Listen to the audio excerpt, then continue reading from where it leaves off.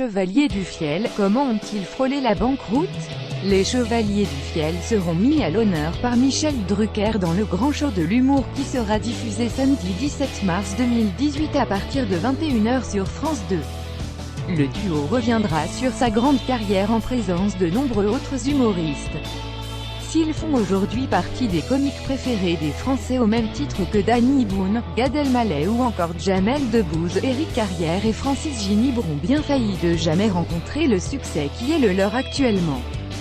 Formé à Toulouse dans les années 80, le duo d'humoristes, qui était un trio jusqu'en 1990, s'est d'abord fait un nom sur les scènes toulousaines ainsi qu'à télévision locale Télé Toulouse.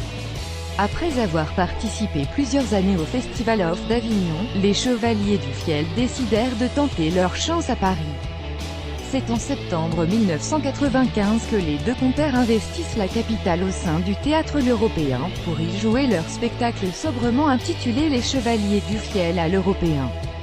Timing désastreux malheureusement pour Éric Carrière et Francis Ginibre, les spectateurs ne sont pas au rendez-vous.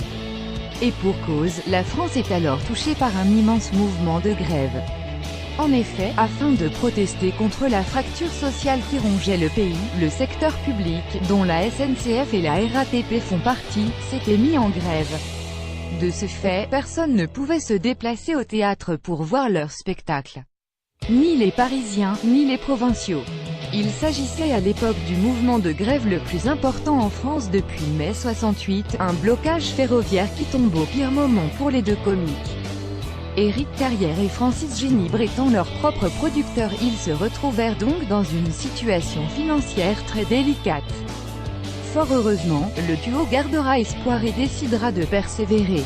Un choix très judicieux puisque les humoristes connaîtront le succès dès 1996 grâce notamment à leur célèbre chanson humoristique La Cinquamille. À partir de ce moment, tout ce que toucheront les Chevaliers du Fiel se transformera en or, que ce soit à la télévision, au théâtre ou encore à la radio. Un diaporama réalisé par Sandrine Vasseur commentait et partageait cet article sur le même sujet.